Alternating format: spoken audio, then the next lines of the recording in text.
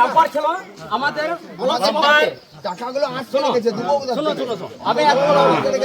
Dumper ছিল আমাদের একটা ব্লক সভাপতি, আমাদের ব্লকের যেটা সভাপতি আমরা এই ডাম্পার ছিল ব্লক সভাপতি ছিল না রে ভোট সভাপতি, ভোট সভাপতি ঠিক মতো হ্যাঁ ডাম্পার ছিল ভোট সভাপতি। আমরা বললাম যে ডাম্পার দা এখানে একটা পাইপ অবশ্যই দরকার আমাদের হসপিটাল থেকে যদি আমাদের এখানে রুগী যদি থাকে যদি একটা অ্যাম্বুলেন্স আছে ওইখানে খুব অসুবিধা যায়, খুব অসুবিধা হয়। কিন্তু ওইখানে বললাম যে আগে বছরে যে এইখানে একটা পাইপ বসান এইখানে রাস্তাটা ঠিক করান, তখন বলে হ্যাঁ হ্যাঁ করুন। না না না এইখানে কথা বলা হয় ওইখানে এখনো জল আছে ওইখানে আমরা দেখাতে পারবো এখনো। কিন্তু ও কি বললো শোনো, ও বললে যে হ্যাঁ আমরা ঠিক করে দেবো, এখনো ঠিক করে নাই, এখনো ঠিক করে নাই। 1 বছর হয়ে গেল, এখন আবার বলছি যে নতুন প্রার্থী আছে, নতুন প্রার্থী এসে কি করবে? দাঁড়া বাবু, আমি বললাম আমি ওখানে পাইপ নিয়ে গেছি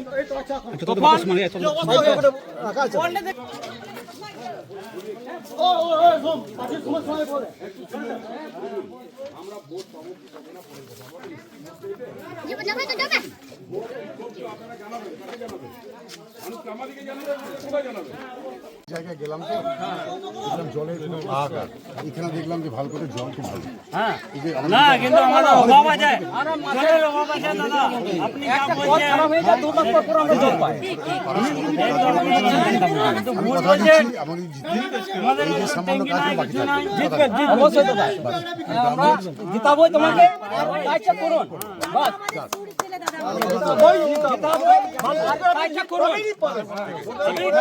আপনি কাজ করবেন।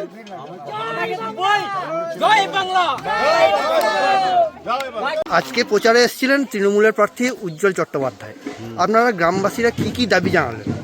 আমরা দাবি জানালাম আমরা রাস্তা আমাদের ঠিকঠাক নেই, ঠিক হয়। তারপরে আমাদের গ্রামে ছেলে মেয়েগুলা ছোট ছোট ছেলেগুলা স্কুলে যায়, ভালো করে পড়াশোনা হয় না, অথচ কিংবা আবার ওইখান থেকে বিগড়া তোমার 2 নম্বরে কাজ সব কিছু হয়ে যায়, আমাদের ওই জন্য খুব অসুবিধা হয়ে যায়। ওই জন্য আমাদের কি হয় এটা কি হতে পারে? নতুন প্রার্থী এলো ওইখানে আমরা দাবি জানালাম যে এইসব যেন বন্ধ হয়ে যায় আর রাস্তাঘাটগুলো আমাদের ঠিক হয়ে যায়। অ্যাম্বুলেন্স যখন আমরা সিউড়ি হাসপাতাল থেকে আসে তখন ওইখানে যাওয়া আসা খুব কষ্ট হয়, তারপর ওরা আসতে চায় না, তখন জল ওইখানে দাঁড়িয়ে যায়। ওইখানে গতবারে পাইপ বলছিল আর ওইখান থেকে পাইপ লাগাই না, ঢালাই হলো না, ঢালাইগুলো সব শুরু হয়ে গেছে, এখনো অবধি করে নাই। ওই জন্য আমরা এই দাবিটা আমরা প্রস্তাব করলাম। তোমার নাম? রামপদ মারান্ডি। তোমাদের? বাবলু হেমব্রম। আচ্ছা তোমার নাম? সুকান্ত সরেন। যে বিভিন্ন আদিবাসী ট্রাইবাল এরিয়া আছে সেখানে সকাল থেকে প্রচারে বেরিয়েছিলাম। এই মুহূর্তে আমাদের আদিবাসী এরিয়াতেই আমরা প্রচার করছি। মূল ইয়ে কি রয়েছে, ইস্যু কি রয়েছে, মানে কোন জায়গাটা আপনারা মূলত প্রচারের সামনে নিয়ে আসছেন? আমরা প্রচারের সামনে মূলত নিয়ে আসছি আমাদের যে বঞ্চনা কেন্দ্রীয় সরকারের, যে আমাদের দিদি মাননীয় মুখ্যমন্ত্রী যে বঞ্চনাগুলো করছে, 100 দিনের টাকা থেকে আবাস টাকা থেকে যেটা আমাদের রাজ্য সরকার ভর্তুকি দিয়ে যেখানে বিভিন্ন দিদি আমাদের দিচ্ছে, এই যে বঞ্চনার শিকার হচ্ছে আমাদের রাজ্য বা আমাদের দিদি, তার জন্য বাড়ি বাড়ি প্রচার করছি। কেন্দ্রীয় প্রকল্প আপনার রাজ্যের যে প্রকল্প যেগুলো লক্ষ্মীর ভান্ডার বা যুবসাথী সেগুলো নিয়ে কতটা প্রভাব পড়েছে? সেইগুলো নিয়ে প্রভাব পড়েছে। ওরা যে লক্ষ্মী ভান্ডার আদিবাসী বিশেষ ট্রাইব এতে যে জয় জোয়ার আছে তারা খুব খুশি, বিনা পয়সায় চাল পায় সেটাও খুশি। এদের মাথায় ঢুকে গেছে যে আর কোনো ধর্মীয় রাজনীতি ওরা বিশ্বাস করবে না, উন্নয়নের সাথে থাকবে, যারা বঞ্চনা তার প্রতিফলন আমাদের এই সামনে যে নির্বাচন সেখানে ঘটাবে। ভালুকা পঞ্চায়েত এলাকায় একটা রাস্তা এবং জল নিয়ে আপনার কাছে কিছু দাবি দেওয়া জানিয়েছেন গ্রামবাসীরা।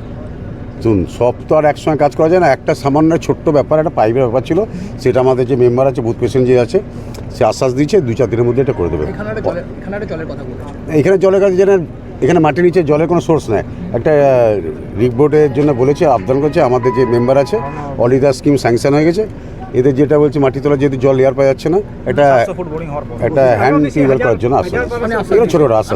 হ্যাঁ, স্থানীয়ভাবে কোন কোন দাবি উঠে আসছে আপনাদের কাছে? দাবি কি চাইছেন? স্থানীয়ভাবে যে দাবিটা উঠেছে, এখানকার যে মেম্বার ছিল সেটা অ্যাকচুয়ালি ভারতীয় জনতা পার্টির মেম্বার ছিল, সে অনেক কিছু আমাদের করে উঠতে পারেনি যা কোনো কারণবশত। তো মেন একটাই তো আমাদের বঞ্চনা কেন্দ্রীয় সরকার। অনেকে তো ওই জায়গাতে ভালুকাতে অনেকে বলছে নাকি প্রার্থী বদল হয়েছে বলে আবেদন জানিয়েছে, কারণ এর আগে তিনি ছিলেন, সেক্ষেত্রে কোনো একটা ইম্প্যাক্ট রয়েছে এলাকাতে। প্রার্থী প্রার্থী বদল হয়েছে বলে আপনাকে আবেদন জানিয়েছো, তাহলে হয়তো বিক্ষোভ মানে হতে আগের পারত। প্রার্থীর কাছে সবচেয়ে না আমি তো কোনো বিক্ষোভের ব্যাপার দেখলাম না এখানে। সবাই সহমত দেখলেন না, আমাদের আদিবাসী যারা আমার ভাই দিদি বা বোনের আছে আমার সঙ্গে মিছিলে আদিবাসী মহিলারা দাদাকে সবসময় সমর্থন করেছে। বিজেপির তাদের প্রতি কিছু বিক্ষোভ আছে, যেহেতু পঞ্চায়েতটা বিজেপি দখলে। আগামী দিনে আমাদের যখন তৃণমূলের থাকবে তখন আমাদের উন্নয়ন আরও বেশি হবে। আচ্ছা, সিউড়ির যে ঘড়ি 40 দিনের মাথায় একটা পোর্শন খারাপ হয়ে গেছে, আর বিভিন্ন রকম সময় দেখা যাচ্ছে। শুনুন, Already এইসব টেকনিক্যালি আপনার শরীরে আপনি বলতে পারবেন যে কালে কোনো রোগ হবে না কিনা? নিশ্চয়ই পারবেন না। হতেই পারে জ্বর হতে পারে, কোনো কিছু হতে পারে, তো হতেই পারে, টেকনিক ঠিক হয়ে যাবে। তিনি একটি সাংবাদিক বৈঠক করে বললেন তিনি কী কী কাজ করতে চান। যদি দেখেন তাহলে সেক্ষেত্রে তার লক্ষ্য হচ্ছে যে বক্রেশ্বরে ইলেকট্রিক। দেখুন, আমার তো অবাক লাগছে যে সিউড়ি শহরের তৃণমূলের প্রার্থী তথা তৃণমূলের চেয়ারম্যান, যিনি প্রায় গত 2 দশক ধরে সিউড়ি পুরসভার নানা দায়িত্বে রয়েছে, তিনি এখন কি করে বলেন যে কী কী করব তার পরিকল্পনা আছে? তাকে তো বলতে হবে অন্ততপক্ষে সিউড়ি পুরসভার জন্য, সিউড়ির পুরো পরিষেবার জন্য তিনি কী কী করেছেন। মানুষ জানতে চায়, বাংলা জানতে চায় যে সিউড়ি পুরসভার চেয়ারম্যান তথা তৃণমূলের প্রার্থী পুরো পরিষেবা দেওয়ার ক্ষেত্রে তিনি কি করেছেন। গতকাল 1 ঘন্টার বৃষ্টিতে সারা সিউড়ি শহর ডুবে গেছে। সিউড়ির প্রতিটি ড্রেন আবর্জনায় ভরা, সিউড়িতে পুঁতিগন্ধময় পরিস্থিতি, জল নামতে 7 ঘন্টা 8 ঘন্টা লাগছে, এরকম চারিদিকে মশা।